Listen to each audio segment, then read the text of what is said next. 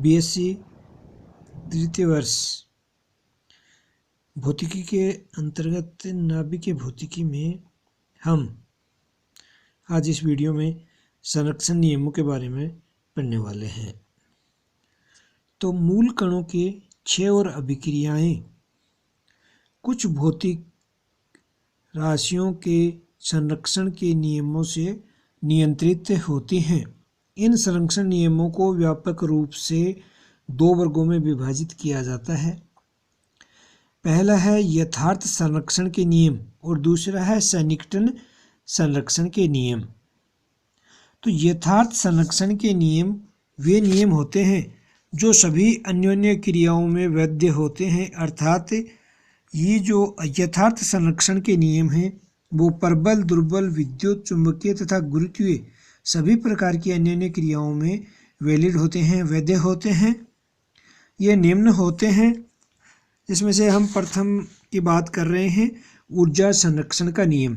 इस नियम के अनुसार मूलकणों की अभिक्रियाओं में कुल ऊर्जा द्रव्यमान ऊर्जा सहित संरक्षित रहती है, अर्थात अभिक्रिया से पहले तथा अभिक्रिया के बाद कुल ऊर्जा, जिसमें द्रव्यमान ऊर्जा भी शामिल कर रहे हैं, समान रहती है।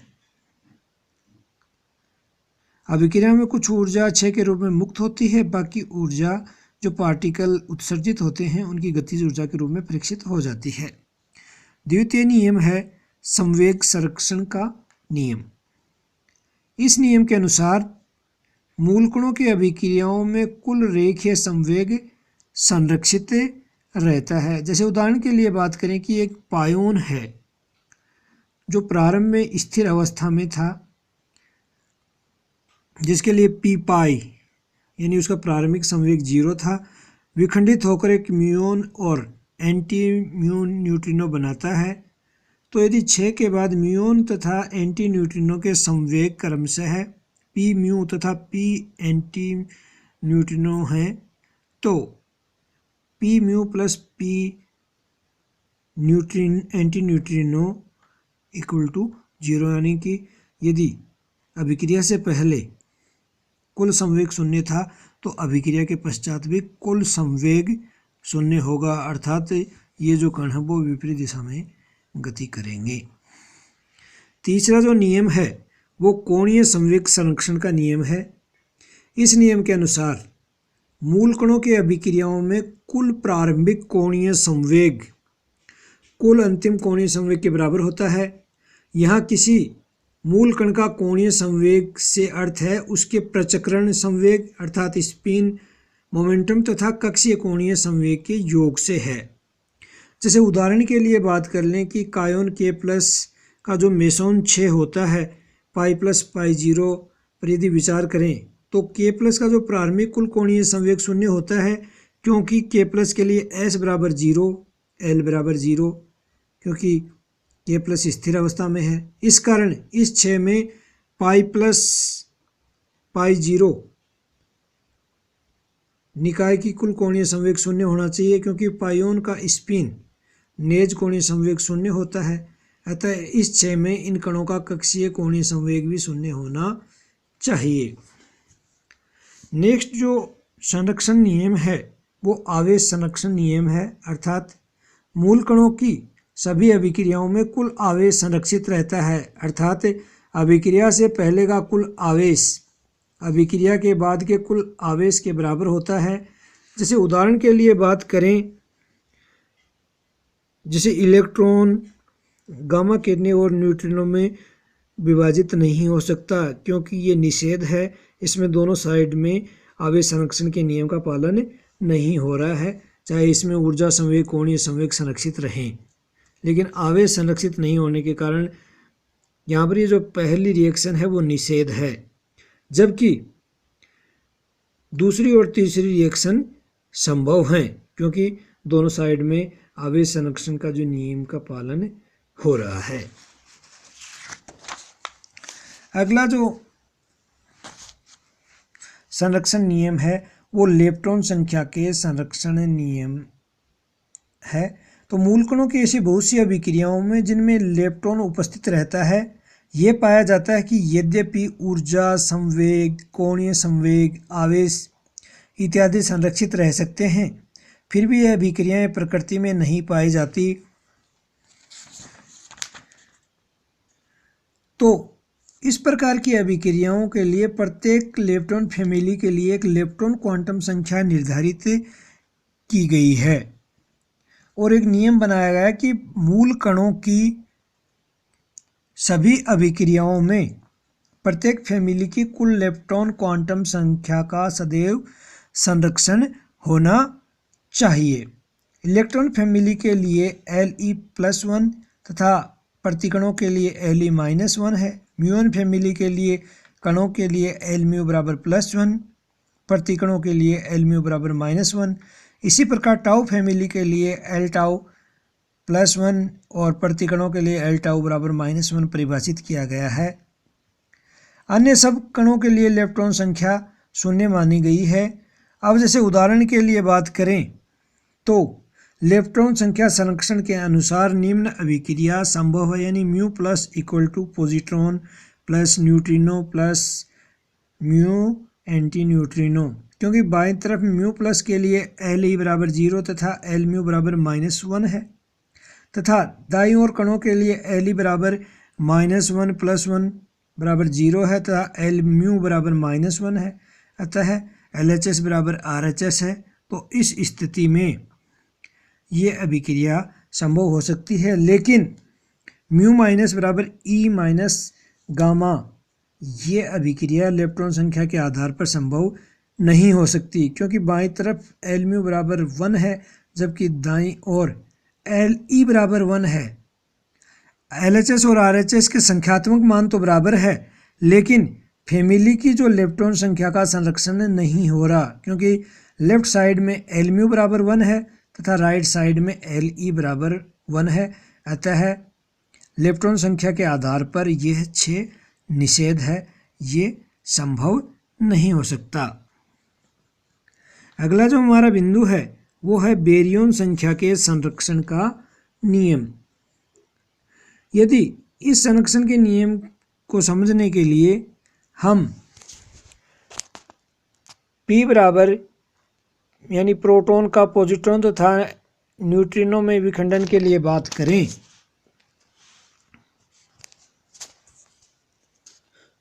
तो इस 6 में जो प्रोटॉन का द्रव्यमान या ऊर्जा की बात करें, इलेक्ट्रॉन के द्रव्यमान तथा न्यूट्रिनो के द्रव्यमान की बात करें तो इस 6 के लिए काफ़ी अधिक मात्रा में ऊर्जा उत्सर्जित होनी चाहिए तथा ऊर्जा संवेग आवेश भी संरक्षित रह सकता है। साथ ही इसमें इलेक्ट्रॉन संख्या का भी संरक्षण हो सकता है, लेकिन ये 6 प्रकृति में नहीं पाया जाता, अर्थात वर्जित है। इस प्रकार के 6 के निषेध की व्याख्या करने के लिए प्रत्येक बेरियन के लिए एक बेरियन संख्या की कल्पना की गई है। ये बेरियन संख्या निश्चित की गई है।